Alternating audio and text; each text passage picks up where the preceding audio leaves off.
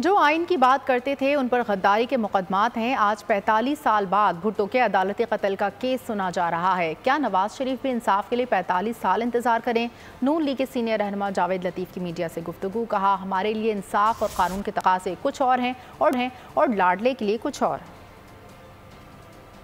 45 साल बाद जुल्फ़िकार अली भुट्टो का अदालती कत्ल जो हुआ था उसका केस सुना जा रहा है, मगर क्या उसके असरात जाया हो सकेंगे? और क्या नवाज शरीफ को 45 साल बाद उसका इंतजार करें कि हमें इंसाफ मिलेगा? अब ये नहीं होगा और ना होने देंगे। जो पाकिस्तान के लिए सर्व करे उसको ये सजा, और जो पाकिस्तान में बगाड़ करे, 10 कमरों पे मुश्तमिल लग्जरी जगह पे रखा गया हो, जो दोहरा मेयार है, जो ये खुद बात किया करता था।